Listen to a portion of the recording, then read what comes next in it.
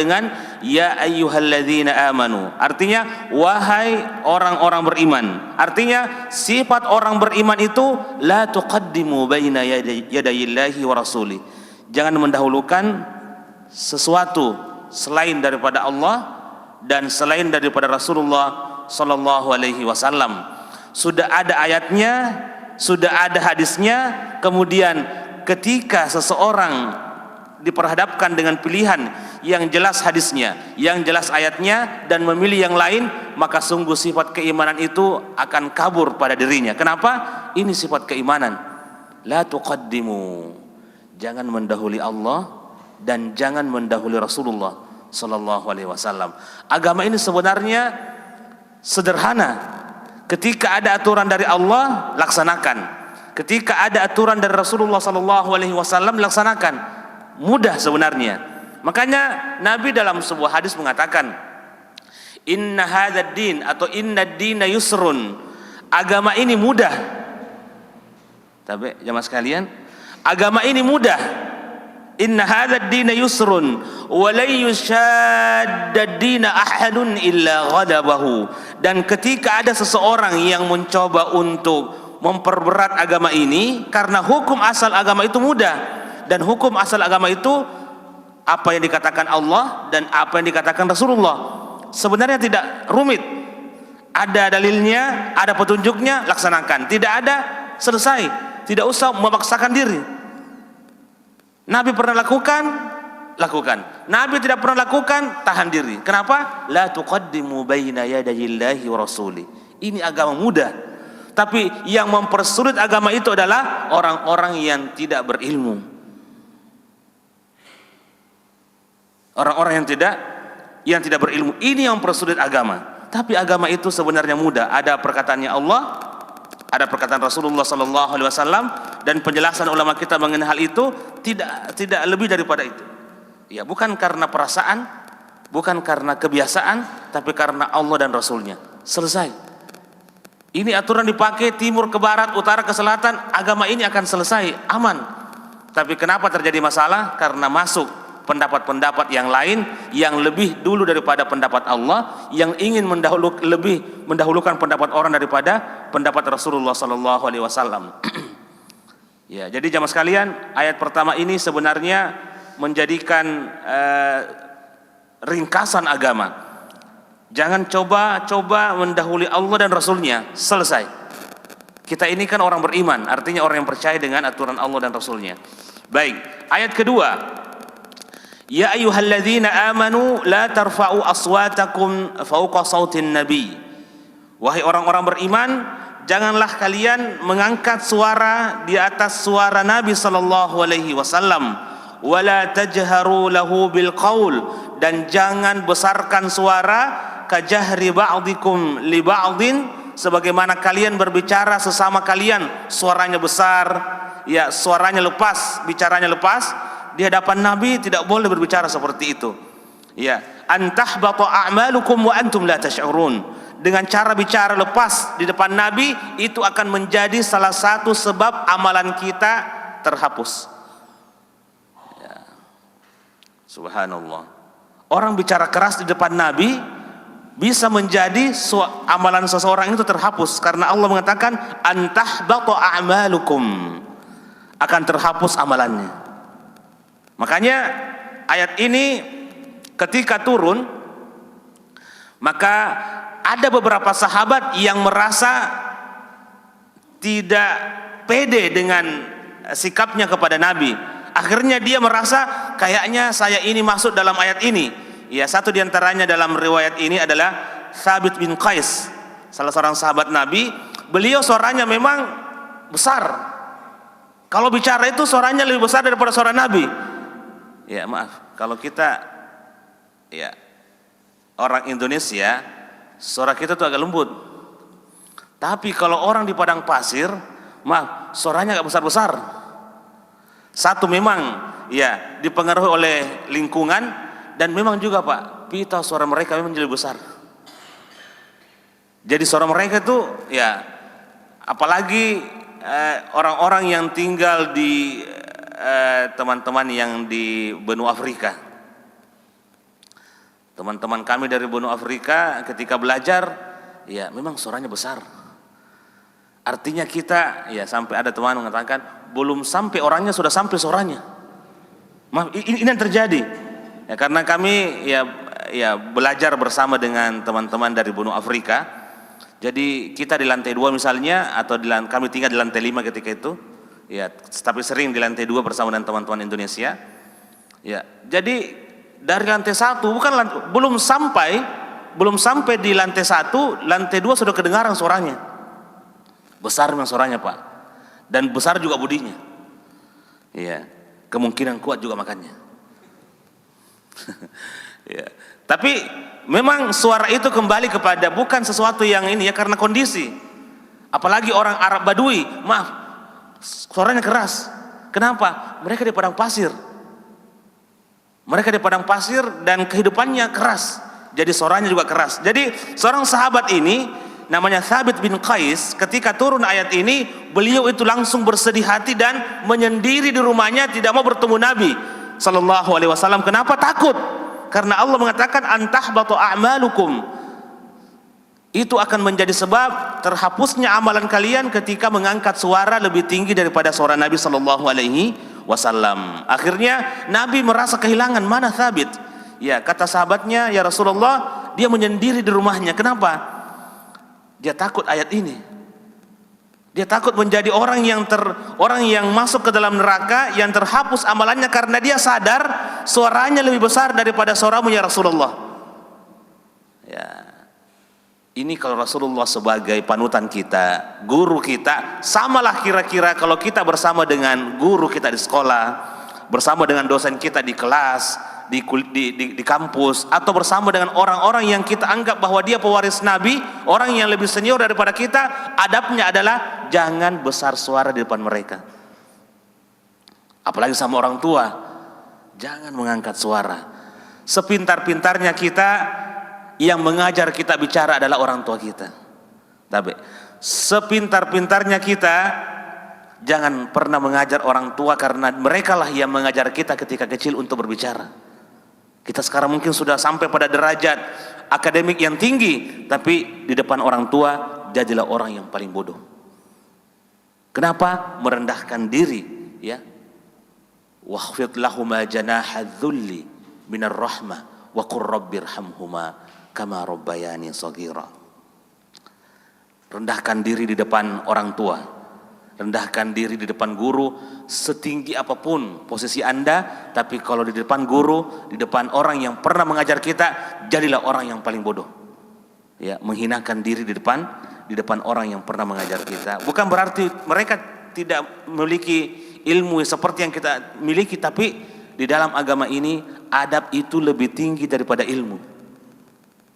Tapi jamaah sekalian, saya mengingatkan diri saya sendiri dan kepada jamaah sekalian, ini surah mengajarkan adab dari awal sampai akhir, adab dalam kehidupan, dan adab itu lebih tinggi daripada ilmu. Tapi adab itu lebih tinggi daripada ilmu.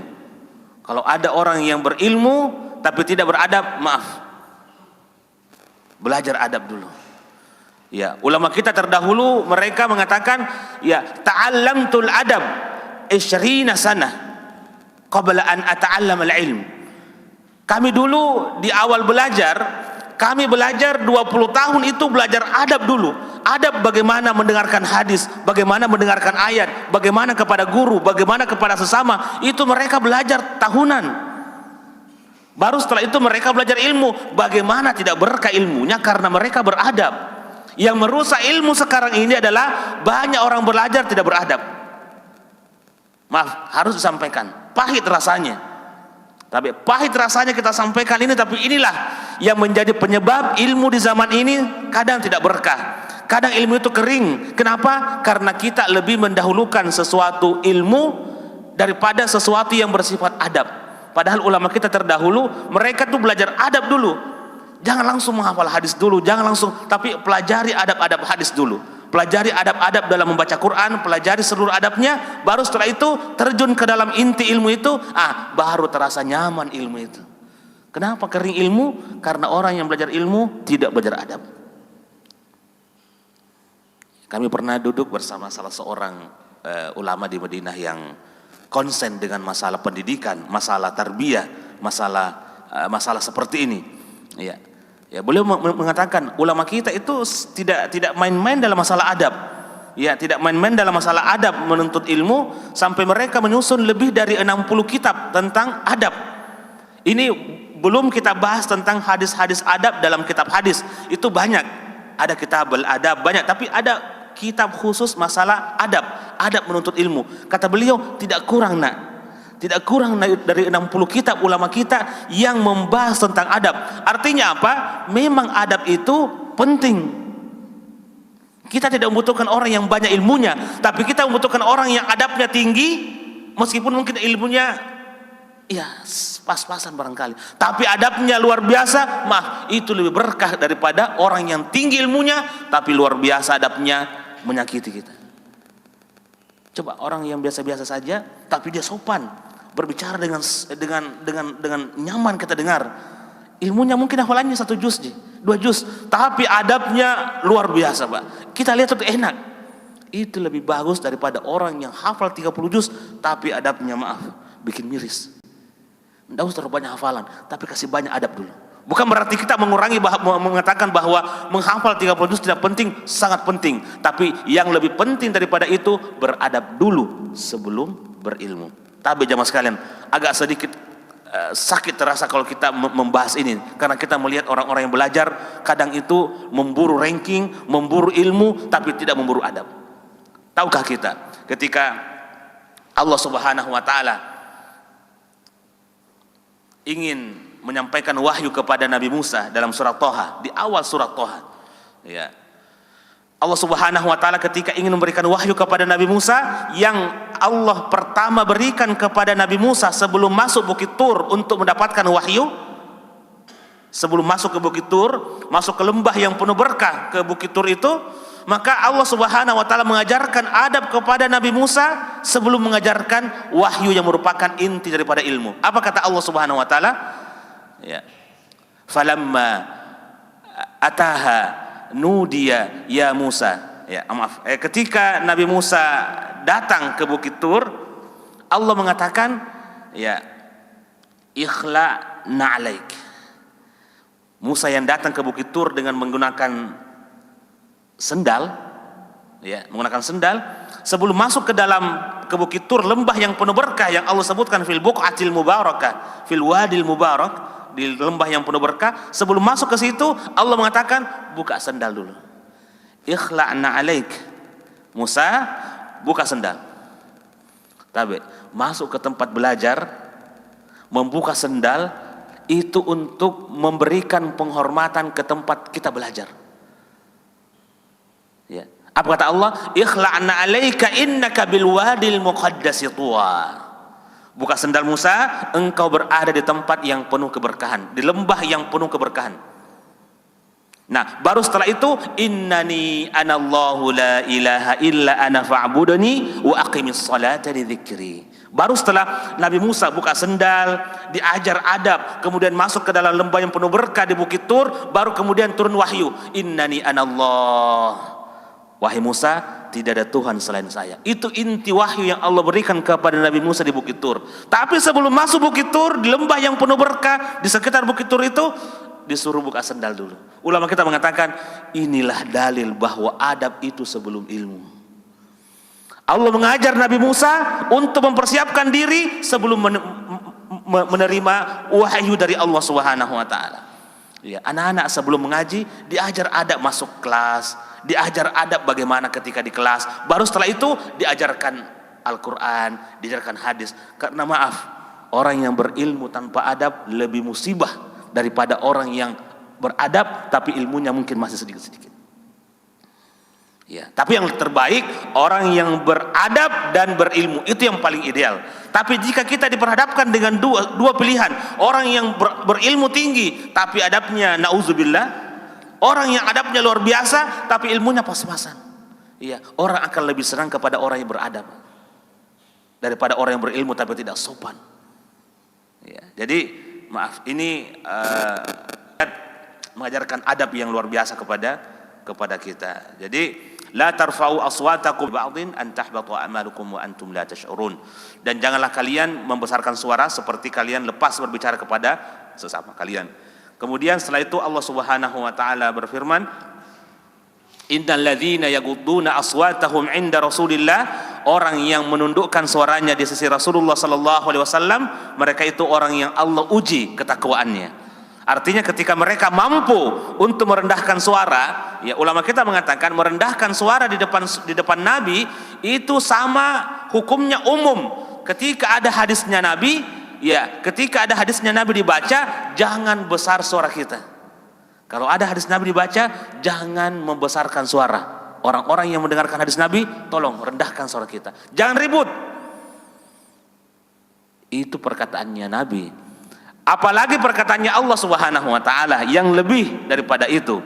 Jadi jangan ribut. Kalau ada orang mengaji, jangan ribut. Ya, jangan ribut. Kecilkan suara. Itu adab. Ya, itu adab. Oh tidak Ustaz, itu ada orang mengaji dia ribut-ribut, maaf. Mungkin dia tidak belajar adab, tapi ini adab. Kalau hadis dibaca jangan ribut. Apalagi Al-Qur'an, tolong jangan ribut. Ya, jangan ribut. Karena ketika kita mengkondisikan suasana tenang, senyap, baru datang wahyu, itu akan memberikan pengaruh. Tapi kalau kita ribut dan ada wahyu dibaca, maaf, tidak, manfaatnya tidak akan sampai. Ya, makanya Allah mengatakan, wa idza quri'al Qur'anu fastami'u lahu wa ansitu la'allakum turhamun. Jika Al-Qur'an dibacakan, kata Allah Subhanahu wa taala, fastami'u, dengarkan. Jangan ribut. Fastami'u lahu wa ansitu.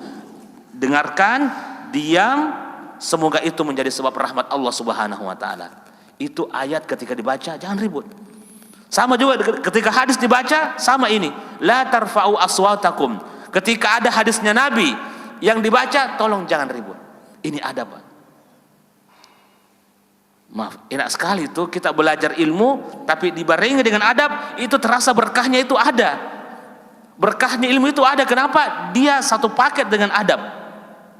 Ya, jadi hadis Nabi juga seperti itu, ketika dibaca jangan. Kenapa? Nabi itu hukumnya sama ketika masih hidup dan ketika setelah Nabi wafat, hukumnya sama ketika beliau masih hidup di kota Rasulullah sallallahu alaihi wasallam.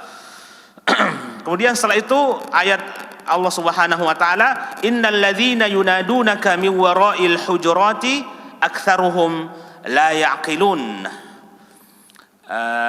Meskipun ada beberapa riwayat dalam hadis tentang ayat tadi, la tarfa'u aswatakum, sempat terjadi perdebatan antara Umar dengan Abu Bakar.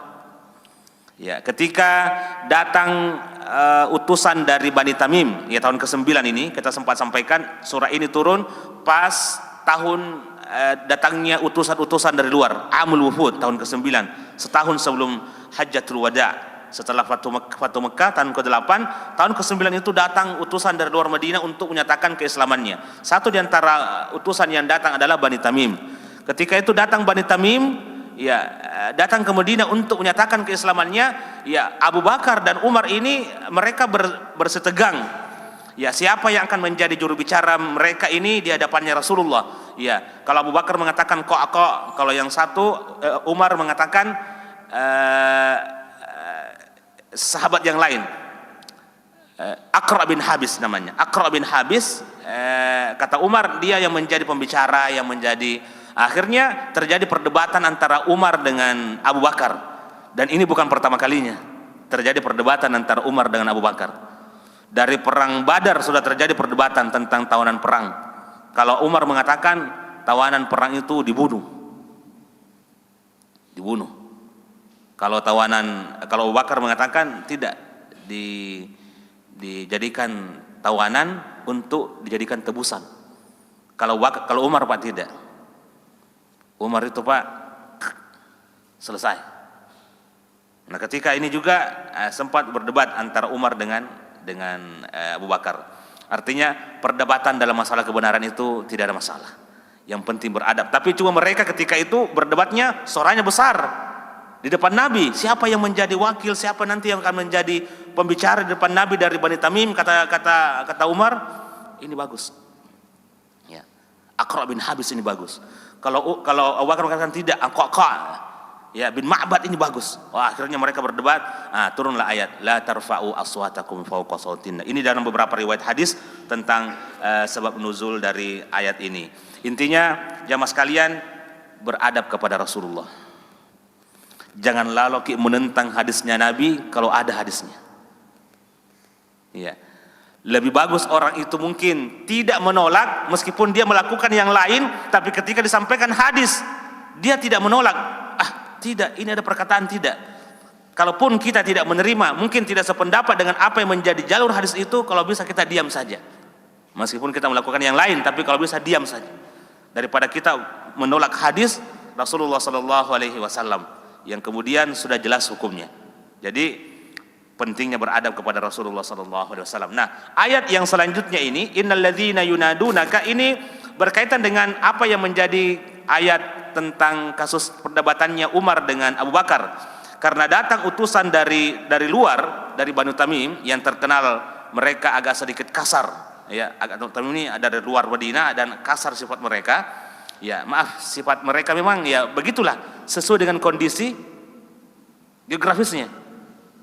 Orang di Mekah keras suaranya, keras sikapnya karena batu-batu tempatnya. Gunung keras, batu panas. Jadi kalau dia keras suaranya wajar. Ya, tapi kalau kita di Madinah, kalau di Mekah itu batu, gunung. Kalau di Madinah itu datar, gunung-gunungnya tidak terlalu seperti di Mekah dan datar tanahnya. Ya, pembawaannya juga lebih dekat. Sifatnya orang-orang Madinah itu lebih lembut. Nah, ini orang-orang yang datang dari sekitar Mekah ini, Bani Tamim. Ya, datang ke Madinah.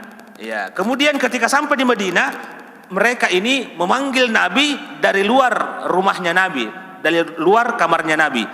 Ya Muhammad. Subhanallah. Maaf, orang kampung, orang luar yang tidak beradab, ya dia langsung panggil, ya Muhammad dari luar, tidak ketok-ketok, assalamualaikum. Tidak, langsung Muhammad, innalladzina yunadunaka min wara'il hujurat. Wahai Muhammad, orang yang memanggilmu dari luar kamarmu, aktsaruhum la yaqilun. Kebanyakan mereka memang tidak berakal karena belum masuk, baru kau udah masuk Islam. Belum belajar adab. Nah, kalau ada orang yang sudah lama masuk Islam baru tidak beradab, nah itu yang dipertanyakan. Ini kalau mereka baru masuk Islam karena baru menyatakan keislamannya di depan Nabi, belum banyak belajar Islam, belum banyak belajar adab-adab kepada Nabi, ya itu mereka wajar dan mereka ditegur langsung. Innalladzina yunadunaka min wara'il hujurat. Orang yang datang ke Madinah menyatakan keislamannya, kemudian memanggil Nabi dari luar kamar Nabi tanpa mengetok pintu, tanpa minta izin.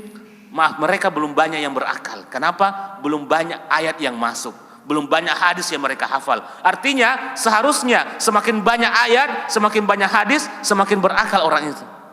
Seharusnya. Aktsaruhum la yaqilun, mereka tidak berakal karena baru masuk Islam kodong. Baru. Aktsaruhum la yaqilun, tidak berakal. Kenapa? Harusnya wahyu itu membuat orang lebih berakal. Mereka ini baru masuk Islam jadi kurang akalnya karena ya baru belum mengetahui banyak hukum-hukum dalam masalah ini. Maka ditegur oleh Allah, innalladzina yunadunaka min wara'il hujurat. Dan dari sinilah penamaan surat Al-Hujurat. Kamar-kamarnya Nabi. Dan kamar-kamarnya Nabi itu di sampingnya Masjid Nabawi. Kalau sekarang kuburannya Aisyah, kuburannya Nabi di kamarnya Aisyah itu kamar yang paling depan. Ya. Kamar yang depan. Kalau ini anggap ini Masjid Nabawi, ya ini Masjid Nabawi. Di samping kiri, kalau kita menghadap kiblat di samping kiri itu, disitulah rumah istri Nabi dipasang di samping masjid. Dan kamar yang paling depan itu adalah kamarnya Aisyah. Dan di sampingnya kamarnya Aisyah itu kamarnya Fatimah dengan Ali. Baru setelah itu istri-istri yang lain. Jadi sampingnya kamarnya Aisyah itu langsung kamarnya Fatimah. Ya, makanya Nabi itu biasa berkunjung ke kamarnya Ali dan Fatimah itu kalau malam hari Nabi keluar dari kamar beliau melompat ke kamarnya Ali bin Abi Thalib. Ya, karena suatu ketika di tahun-tahun terakhir dari Islam ini banyak datang harta rampasan perang, banyak datang budak-budak yang hasil dari perang itu ke Madinah. Ini Fatimah pernah minta kepada Nabi tapi lewat Aisyah. Ya, Fatimah karena berdempetan rumahnya dengan Nabi, bukan rumah sebenarnya, kamar karena kecil. Ya, Fatimah ini ya Hasan dan Husain sudah besar juga, diurus juga Hasan Husain, diurus juga Ali, capeklah Fatimah. Ya, capek. Ya, karena lihat banyak budak-budak kayaknya bisa 1-2 orang bisa jadi pembantu di rumah. Bisa jadi pembantu di rumah. Akhirnya datang ke rumahnya Nabi, pas samping kamar beliau. Ya. Tapi tidak ada Nabi ketika itu. Tapi yang ada cuma Aisyah. Kata Fatimah kepada Aisyah, ya Aisyah, nanti kalau abis saya datang, nanti kalau bapak saya datang bilang, bisakah itu 1-2 budak dikirim ke rumah saya? Karena tangan saya ini sudah keras, sudah kasar karena bekerja di rumah, membantu Ali. Penting pekerjaan-pekerjaan itu dikerjakan sendiri. Ya, akhirnya kata Aisyah, nanti saya sampaikan kepada Rasulullah SAW. Akhirnya di malam hari Nabi pulang dan mendengarkan informasi dari Aisyah, tadi itu Fatimah datang, ya dalam tanda petik merengek untuk agar bisa barangkali ada budak 1 dikirim ke rumah untuk membantu pekerjaan rumah tangga. Ya, langsung Nabi SAW mendengar kabar itu. Malam harinya langsung Nabi SAW menyeberang ke kamarnya, Fatimah di sebelahnya. Dan ketika itu mereka berdua lagi di tempat tidur, Fatimah dan Ali. Ya, tapi Nabi langsung masuk. Ketika Nabi masuk, langsung duduk di antara mereka berdua di tempat tidur. Ini kan bapaknya ini. Ya. Langsung duduk di antara Fatimah dan Ali di tempat tidur. Ya. Langsung Nabi ajarkan. Nabi tidak mengatakan, "Oh Fatimah, tadi kamu minta ini ya?" Tidak. Nabi langsung berikan jalan keluar. Kata Nabi SAW kepada Fatimah dan Ali, "Idza awaituma ila firashikuma." Ya, idza awaituma ila firashikuma fasabbiha 33 wa ahmida 33 wa kabbira 34. Wahai Fatimah, Nabi di dekatnya ini. Ya. Mereka kaget, Nabi datang langsung di tempat tidur. Langsung duduk di antara mereka berdua. Dipegang mereka berdua ini, dipegang dadanya Ali. Kalau kalian berdua ke tempat tidur mau istirahat di malam hari, maka bertasbihlah 33 kali. Ini zikir sebelum tidur. Nabi ajarkan kepada mereka berdua. Berzikir bertasbih 33 sebelum tidur, tahmid 33, kemudian bertakbir 34. Jumlahnya 100. 33 tasbih subhanallah, seperti orang zikir pada salat.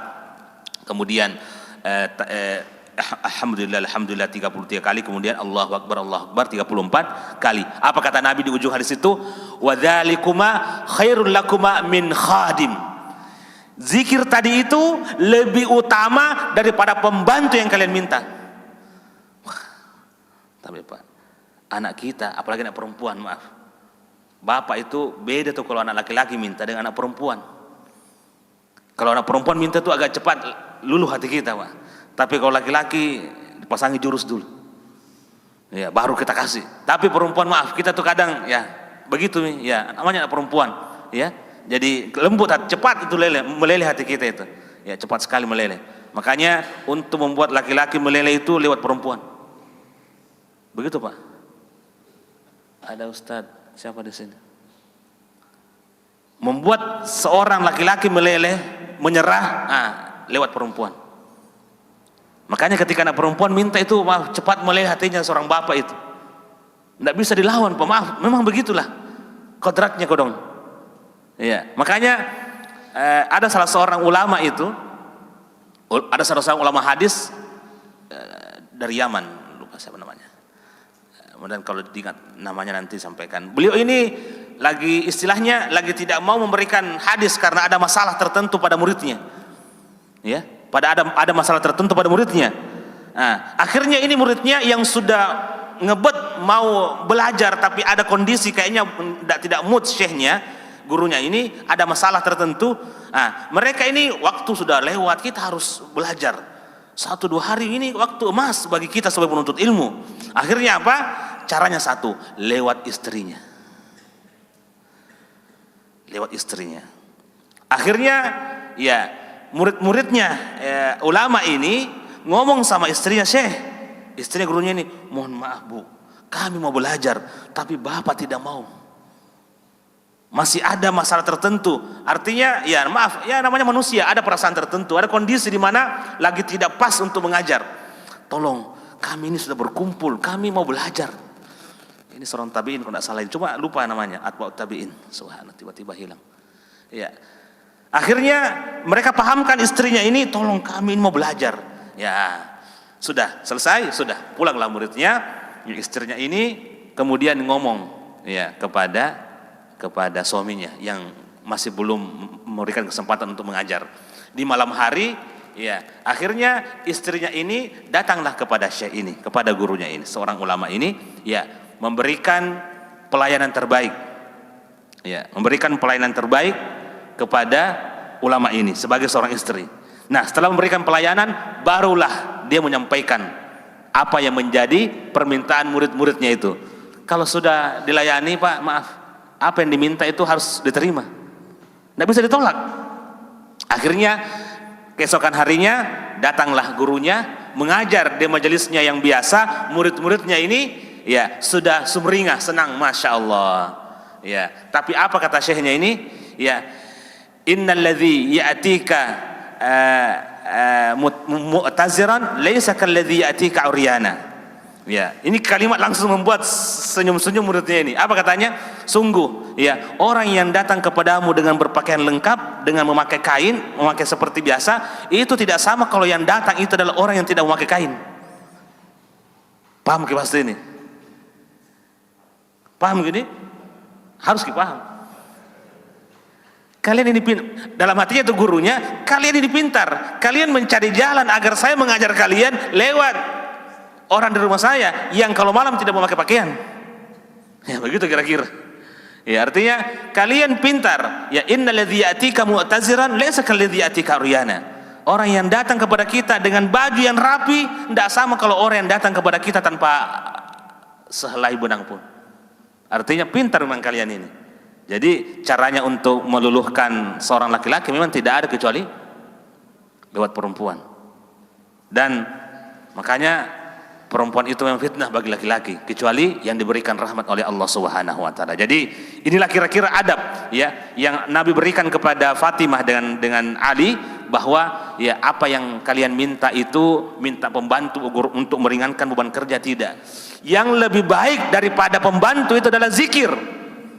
Nah, setelah zikir ini mereka lakukan, mereka baca, Ali dan Fatimah ini, akhirnya apa kata mereka? Dan ternyata kami lebih semangat bekerja setelah membaca zikir sebelum tidur itu.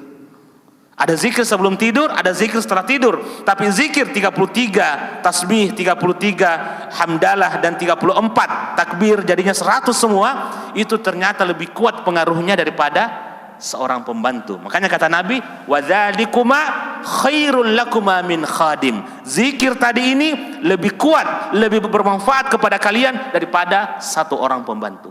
Karena kalian ini dua membaca, kalian lebih semangat dengan zikir. Maaf Pak, kalau berzikir kita pagi hari, berzikir kita sebelum tidur, kita bangun itu dalam kondisi semangat. Lebih bersemangat, kenapa?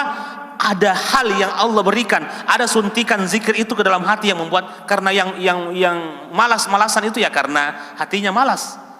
Dan kalau hati ini hidup dengan zikir, maka badan juga ikut semangat. Ini barangkali yang bisa kami sampaikan. Semoga Allah Subhanahu wa taala memberikan keberkahan kepada ayat-ayat yang kita baca, dan kita akan sambung insyaallah pada pertemuan berikutnya ayat kelima tentang berita yang harus dicek sumber kebenaran informasinya, ya fatabayyanu, ya in ja'akum fasikun binaba'in fatabayyanu, dengan sababun nuzulnya tentang utusan Nabi yang diperintahkan untuk mengambil harta zakat, tapi ternyata salah paham dan terjadilah sedikit clash di antara sahabat tentang harta zakat. Insyaallah kita akan bahas pada pertemuan berikutnya. Semoga ada manfaatnya. Subhanakallahumma bihamdik, asyhadu an la ilaha illa anta astaghfiruka wa atubu ilaik. Wa sallallahu wa sallim ala nabiyyina Muhammadin wa akhiru da'wana alhamdulillahi rabbil alamin. Assalamualaikum warahmatullahi wabarakatuh. Ya, ada pertanyaan? Tabe. Kasih dulu dari tadi beliau angkat tangan. Iya, tabe. Oh, enggak usah pakai mic. Enggak usah. Orang Makassar. Besar suaranya. Iya. Syukur Ustaz. bagaimana menyikapi Ustaz? Tadi kita katakan orang yang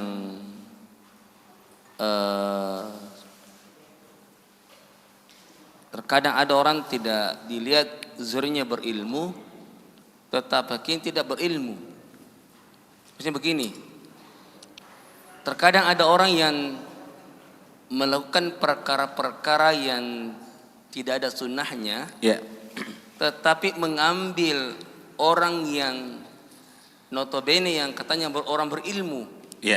Nah, tidak mungkin dia katakan tidak mungkin kami melakukan seperti ini kalau tidak ada dasarnya. Tidak ada dasarnya, karena dia berilmu juga. Nah ini.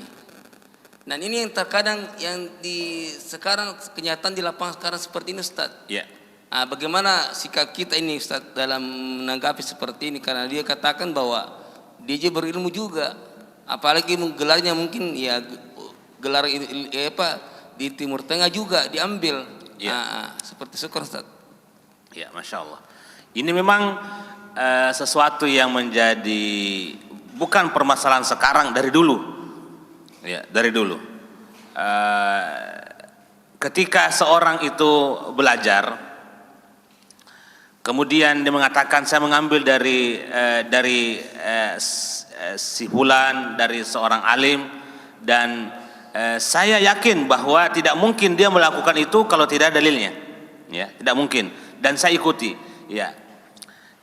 Itu jika sesuatu disampaikan dan pendapat itu, jika pendapat itu benar adanya dalam agama, maka itu dibolehkan. Tapi jika pendapat itu tidak ada dan bertentangan, karena memang ada medan ijtihad dalam agama kita dalam permasalahan tertentu. Tapi jika pendapat itu sangat bertentangan dengan hadis Nabi SAW, sangat bertentangan nih. Ada orang berijtihad, tapi ijtihadnya itu bertentangan dengan apa yang menjadi sabda Nabi. Nah, inilah yang kita maksud. Tapi jika ijtihad memang tidak ada dalilnya, itu disitulah ranahnya para ulama kita. Tapi ada permasalahan yang dalilnya jelas, maka disinilah kita perlu ingatkan bahwa la tuqaddimu baina yadayillahi wa rasulih. Dan ketika mengingatkan itu, Allah Subhanahu wa taala menutup ayat itu dengan apa? Wattaqullah. Yang mampu membuat kita mendahulukan Allah dan mendahulukan Rasulullah satu, karena ada ketakwaan. Ada orang yang disampaikan dalilnya seperti ini, ulama ini mengatakan tidak, tapi ternyata ketika kita melihat pendapatnya ulama ini dan kita mencoba untuk mengambil dalil, sepertinya ulama kita ini salah, sepertinya karena melawan dalil. Nah, bagaimana sikap kita? Sikap kita jika betul-betul kita merasa bahwa ini dalil yang lebih kuat, silahkan ambil dalil dan hormati ulama itu. Tapi tetap menghormati, tidak menyalahkan. Wah, ini memang ulama itu. Maaf, ada memang permasalahan ulama agama dalam ranah ijtihad. Dalam ranah ijtihad itu kita saling menghormati. Tapi ketika ada permasalahan yang jelas dalilnya jelas dan mengambil pendapat yang lain yang dalilnya pertama tidak ada hadisnya, cuma mengambil kias saja, tapi ada dalil yang jelas, maaf, kita mendahulukan dalil daripada sesuatu yang merupakan bagian kias yang di bawah daripada dalil itu. Maaf, ini sekedar menyederhanakan saja. Jadi, karena memang dalam agama kita ada ranah ijtihad. Permasalahan itu ada ijtihadnya. Tetapi sekali lagi, jika permasalahan itu kita melihat ulama kita berijtihad dan ada ulama yang dalilnya lebih kuat, sepertinya kita lebih yakin bahwa dia lebih takut kepada Allah dan lebih dalam ilmunya, maka kita mengambil pendapat itu untuk berhati-hati. Yang lain apakah salah atau tidak? Dia berijtihad dengan ilmunya. Itu sekali lagi, jika permasalahan tidak ada dalilnya, maka itu medan ijtihad. Tapi jika permasalahan ada dalilnya dan kita berijtihad, ini yang salah. Ini yang salah, Pak. Ada dalilnya, tapi berpura-pura untuk menutupi mata, tidak memakai dalil. Nah, ini yang berbahaya. Ini yang kemudian la tuqaddimu baina yadayillahi wa rasulih. Ini barangkali yang bisa kami sampaikan. Tapi tadi kita bertanya, Dik. Enggak usah pakai mic. Alhamdulillah. Bismillah, assalamualaikum warahmatullahi wabarakatuh. Ini sering kita dapati, Ustadz, ketika kita sholat sunnah, orang biasa lewat di depan tak Ustaz? Lewat Iya. di depan tempat sujud atau lewat di antara kita dengan tempat sujud atau setelah tempat sujud? Di depan tetapi agak jauh sedikit. Agak jauh sedikit, bukan di tempat kita sujud. Iya. Bukan tempat kita sujud di? Terkadang juga lewat di depan kita tempat sujud. Oh iya, supaya jelas pertanyaannya. Ini pernah saya dengar dari seseorang bilang kalau sholat di Masjidil Haram itu atau Masjid Nabawi, orang lewat-lewat saja, jadi katanya boleh-boleh saja kita lewat di depannya orang yang sholat. Itu kira-kira adabnya yang lebih utama bagaimana itu Ustaz? Ya. Sekian. Kalau yang lewat itu, kan kita kalau sujud itu, yang kalian pernah ingat itu Imam An-Nawawi memberikan sebuah pembatasan 3 siku, 1, 2, 3. Nah itulah batas akhir kita sujud. Artinya kalau kita sujud seukuran ini, kita tahu titiknya di situ, kita pergerakan titiknya di situ. Kalau yang lewat di depan tempat kita sujud, jangan permasalahkan. Misalnya 1 jengkal di depan kita, tempat kita meletakkan kepala, itu tidak usah dipermasalahkan. Kalau lewatnya, misalnya kita kan ada garis pembatas ya, kita sujud di sini, ada garis depan sujud. Nah dia lewat depan sini 1 jengkal atau setengah jengkal depan tempat sujud, tidak usah dipermasalahkan. Karena dia lewat di depan tempat kita sujud. Tapi kalau dia lewat pas depan kita, tempat kita sujud, antara tempat sujud dengan kita dan dia lewat, ini yang harus dihalangi. Ya, dihalangi. Begini, dikasihlah. Jangan bicara. Minggir. Tidak, jangan bicara. Tapi dikasih gerakan. Ya, kasih gerakan, ditahan begini. Tapi ada juga biasa, dia kasih begini, dia salaman. Ada yang terjadi seperti itu. Maaf, kita di Indonesia itu sering salaman. Kita tahan, dia kira mungkin diajak salam, akhirnya dia salam. Ya. Ada yang salah paham, karena memang kita termasuk, ya kalau masalah salaman itu sering. Nah, ditahan, sampai ditahan 3 kali. Ya, disebutkan dalam hadis, riwayat hadis, kalau tidak mau juga ini, maka boleh untuk dipukul. Ya, artinya boleh untuk diberikan peringatan dengan cara yang ya. Karena ini kan sunnah Nabi yang mungkin tidak semua orang paham. Tapi dikasih tahan. Kalau dia masih ini diberikan pemahaman. Insya Allah kalau dia paham, ya dia akan mengambil jalur lain. Jadi sekali lagi, jika di tempat sujud lewatnya antara tempat sujud dengan kita, itu yang ditolak. Tapi kalau di depan dari tempat sujud 1 jengkal, itu tidak usah dipermasalahkan. Ya. Nah, kalau di Masjid Haram dan di Masjid Nabawi, ya, memang ulama kita memberikan keringanan untuk Masjid Haram dan Masjid Nabawi karena saking padatnya manusia, padatnya manusia, kalau orang semua berhenti, makanya itu memang tidak boleh sholat di jalanan yang tempat lewat, kan sudah dibagi sebenarnya itu. Ya, tapi begitu jamaah kalau sudah sampaikan juga, kadang apalagi orang sudah meruku, cari tempat ruku yang mana yang paling cepat. Akhirnya sudah, petugas juga kadang kalau sudah menghalangi, apalagi dia terlambat, masbuk, dan dia sholat di tengah jalan, itu petugas diangkat itu orang sholat, dikasih pindah. Maaf, seperti itu yang terjadi. Dipindahkan, kenapa? Ya, atau disuruh batalkan sholatnya karena dia mengganggu orang lewat. Jadi kekhususan pengecualian buat Masjid Haram dan Masjid Nabawi di masa-masa padatnya itu boleh lewat di depan orang sholat karena seperti ini. Ya, tapi sekali lagi, sutra untuk imam itu sutra untuk makmum. Artinya kalau makmum sholat dan ada orang lewat di depannya, tidak usah dihalangi.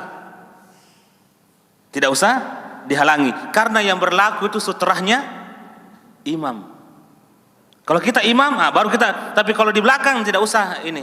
Artinya kecuali jika memang ada kondisi tertentu ya. Tapi kalau untuk makmum itu sutrah kita, sutrahnya imam. Jadi imam yang punya urusan masalah sutra itu, beliau yang sibuk nanti.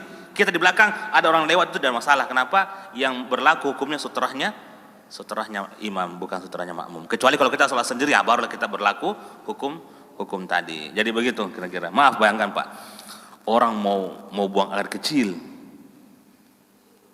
mudaratnya lebih besar kalau kita tahan dia berhenti di situ daripada dia lewat. Jadi ada mudarat, dan mudaratnya lebih besar kalau dia tertahan. Jadi biarkan dia lewat untuk memperkecil mudarat yang besar. Makanya di Masjid Haram itu memang dilarang sebenarnya sholat di jalanan seperti tidak mau. Tapi ada kondisi di mana rakaat kedua full, rakaat pertama kosong, rakaat ketiga 4, itu akan full. Kenapa? Orang yang keliling-keliling itu mereka akan sholat di tempat yang merupakan tempat pejalan kaki. Ya, gitu. Ya, mudah-mudahan tidak ada. Iya, tapi iya. Iya. Suara tidak lebih dari suara Nabi. Iya. Pada saat Nabi masih hidup. Iya. Bagaimana kalau sekarang kan sudah enggak? Ya. Tapi ada orang yang suaranya lebih besar daripada suara Nabi ketika Nabi masih hidup, dan itu dibolehkan. Ada orang yang azan. Orang yang azan, Pak, lebih besar suaranya daripada Nabi. Orang yang memanggil dalam panggilan jihad, pengarahan, itu suaranya lebih besar daripada suara Nabi. Artinya dalam kondisi tertentu ada hajat yang membuat orang lebih besar suaranya. Bayangkan, Pak, kalau orang azan dan ada Nabi suara kecil-kecil, tidak datang orang, Pak. Allahu Akbar, Allahu Akbar. Tidak boleh lebih tinggi daripada suara Nabi, tidak. Ada perkara di mana harus besar suara karena memang Nabi suruh untuk membesarkan suara. Tapi kalau kondisi bicara biasa, maka tidak boleh dibesarkan suara kita. Makanya sampai sekarang pun, ya ini ayat itu kalau kita di Masjid Nabawi, kalau kita lewat, ini ayat tertulis itu di atas kuburan Nabi itu, di atas masjid yang lama itu, innalladzi la tarfa'u aswatakum fawqa sautun nabi, di atas kuburan Nabi yang Masjid Nabawi yang lama itu, ada tertulis ayat ini, jangan kalian mengangkat suara di atas suara Nabi SAW. Makanya tuh askari suruh jangan berteriak. Ada orang-orang diam. Ini kuburan Nabi. Ya, Nabi kita tidak boleh mengangkat suara kita ketika Nabi hidup. Setelah Nabi pun meninggal, Nabi juga tidak boleh kita mengangkat suara di depannya sekitar kuburan. Dan kita pernah mengangkat kisahnya Umar yang mau memukul 2 orang pemuda yang bersuara keras di depan, di samping kuburan Nabi SAW. Dan itu menjadi adab. Ya. Dan kata ulama kita sama, hadis Nabi itu perkataan Nabi. Kalau orang membaca hadis, tolong jangan membesarkan suara. Seperti kita mendengarkan Nabi SAW berbicara. Apalagi lebih mengikuti aturan lain daripada aturan Nabi. Padahal Nabi sudah memerintahkan, ini lebih dahsyat. Suara saja tidak boleh lebih tinggi, apalagi mengikuti aturan lebih diutamakan daripada sekedar suara saja. Jadi hadis Nabi, sunnah Nabi itu, itu sebenarnya akan memperkecil perbedaan, memperkecil perbedaan. Meskipun akan terjadi perbedaan, tapi ketika kita semua mau kembali dan jujur untuk mengikuti hadis, sebenarnya itu akan membuat ranah perbedaan itu lebih sempit daripada beristihad yang kemudian sedikit berseberangan dengan hadis Rasulullah SAW. Begitu barangkali, Pak. Sampai sekarang pun seperti itu. Memang askari itu melarang orang untuk mengangkat suara. Jangan ribut samping kuburan Nabi. Ya, ada tuh tentara-tentara, polisi, ya di samping itu disuruh orang jangan ribut. Ya, ini adab. Ya. Alhamdulillah. Ya, kayaknya sudah alhamdulillah. Mau pakai mic? Ya. Jamnya. Silakan.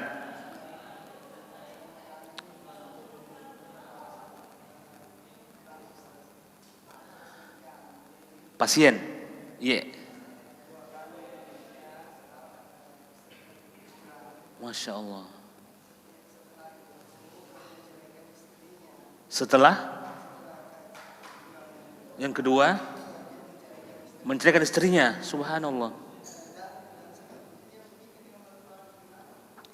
Menikah dengan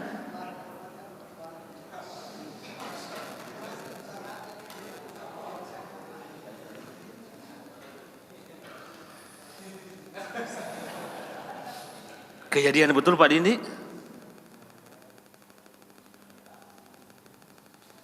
Ya Allah, ya Rabbi. Subhanallah.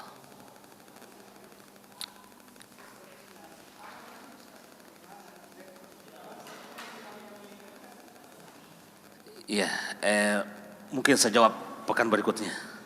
Agak berat kurasa ini, Pak. bukan masalah. Memang dia akan berimplikasi ke masalah warisan. Ya, karena warisan itu kan salah satu diantaranya masalah pernikahan. Tapi kan sudah ditalak, artinya dia sudah bukan lagi istrinya, sudah bisa lagi. Cuma memang akan terjadi perkara yang bukan sekedar fatwa yang keluar, tapi ada sikap sebenarnya. Kemudian kita akan bahas pada pertemuan berikutnya, insyaallah. Ya, ini ada sikap tertentu yang harus membarengi sebuah fatwa, karena fatwa itu atau pertanyaan jawaban itu bukan sekedar jawaban, tapi ada implikasi daripada itu yang perlu untuk kita jelaskan. Mudah-mudahan karena waktu juga ini, mudah-mudahan insyaallah pada pertemuan berikutnya kita bisa lebih sedikit membuka, karena permasalahan warisan ini permasalahan yang tidak mudah, Pak. Ya, ya ini status pernikahannya ya, kalau dalam masalah fikihnya ya dia hampir dikata, karena kan sudah bukan lagi ininya, bukan lagi anaknya, bukan lagi sebagai istrinya, tetapi dia berimplikasi kepada hubungan sosial sebenarnya. Nah, itu yang insyaallah mudah-mudahan pada pertemuan berikutnya kita lebih perluas, karena akan bermasalah memang dalam beberapa hal, terutama juga dalam masalah warisan. Karena dalam masalah warisan memang istri yang sudah ditalak itu ada beberapa ininya penjelasannya. Karena harta itu ada yang cari. Nanti 20 tahun ke depan ada yang cari harta itu. Ya, kalau sekarang belum dicari, Pak, masih kecil anaknya, atau ketika belum ini masih kecil, tapi kalau sudah anak-anak sudah besar 30 tahun, 40 tahun, mereka sudah tahu juga dan seterusnya, mereka akan mencari. Kemudian kita akan lebih detail insyaallah pada pertemuan berikutnya dengan implikasi daripada pernikahan itu apa sebenarnya, insyaallah. Tapi luar biasa kalau sudah menikah kemudian keguguran istri, ya hak seorang suami untuk menceraikan, hak. Artinya kan suami itu yang memegang akad lanjut atau tidak.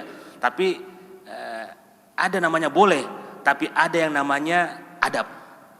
Ya, maaf, itu adab lebih tinggi daripada ilmu. Seperti yang tadi kita sampaikan, boleh-boleh saja kita mau mentalak hari itu, tidak ada masalah, Pak. Tapi itu kan bukan adab.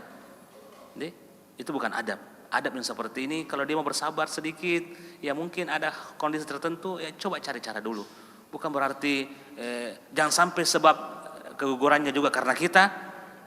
Ya, jangan sampai sebab keguguran karena kita. Insya Allah kita akan bahas ini pada pertemuan berikutnya. Ya. Demikian sudah 6:10 sudah lewat sekali dari jadwal.